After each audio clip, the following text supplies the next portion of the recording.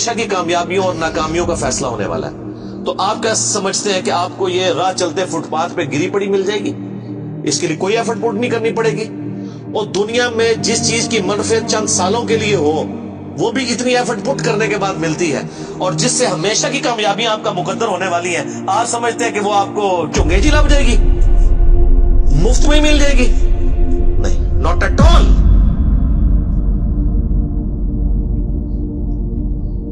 میری وائف نے جب پہلی دفعہ قرآن پڑھا نا شادی کے بعد، میں نے اس کو ایک قرآن کلاس ہوتی تھی رمضان شریف میں، تو میں نے کہا میں بچے وغیرہ میں دیکھوں گا، تم نہ صرف ایک دفعہ قرآن پڑھ لو تاکہ تمہیں پتہ چلے قرآن میں لکھا کیا ہوا ہے.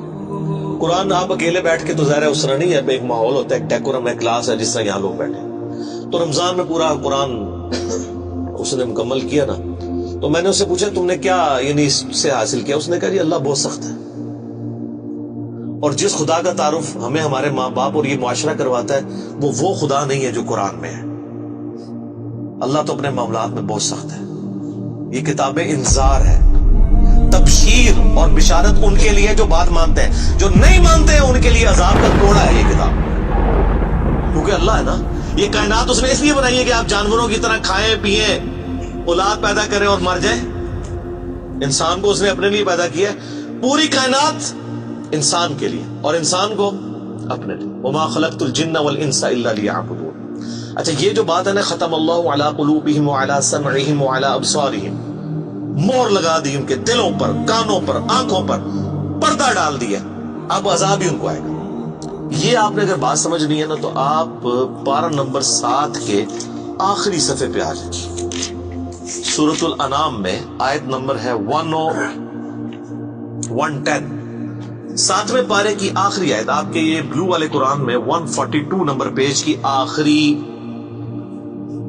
آیت 110 نمبر. وَنُقَلِّبُ أَفْئِدَتَهُمْ وَأَبْصَارُهُمْ، ہم پھیر دیتے ہیں ان کے دلوں کو اور ان کی آنکھوں کو، عقل اور ان کی آنکھوں کو، کہ وہ حق بات قبول نہ کریں. حق سے اللہ فرماتا ہے کہ میں ان کو حق سے اندھا کر دیتا ہوں.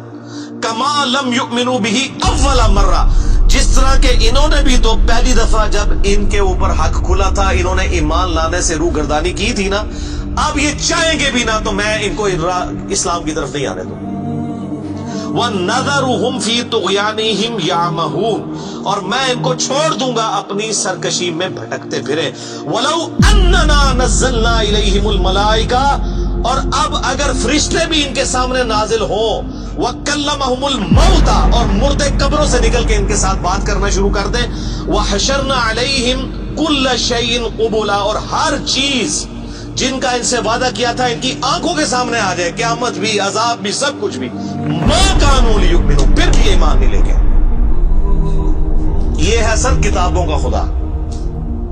یہ نانی اماں، دادی اماں اور ماما نہیں ہے، یہ اللہ ہے. کتنی سختی ہے کہ فرشتے بھی.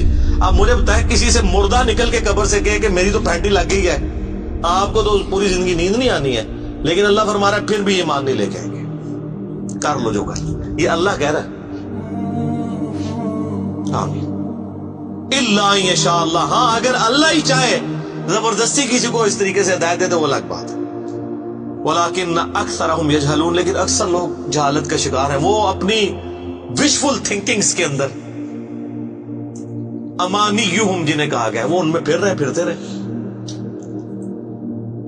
اللہ تعالیٰ اپنے معاملات میں بہت سخت ہے میرے بھائیوں. اللہ کو سیریس لینے کی ضرورت ہے. ظاہر ہے اس کائنات کی ایک ہی حقیقت ہے، وہ اللہ ہے.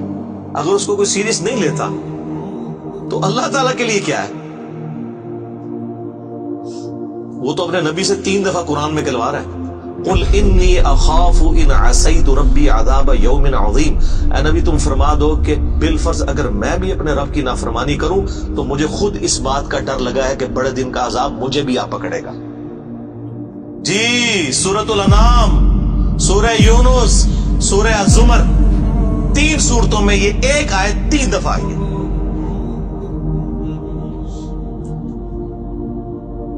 آپ مجھے بتائیں جو آپ کو کہتے ہیں جناب ہم بخشوا لیں گے، ہم اپنے مریدوں کو لے جائیں گے، اور تو کھنگن نہیں دینا کسی نے ہوتے.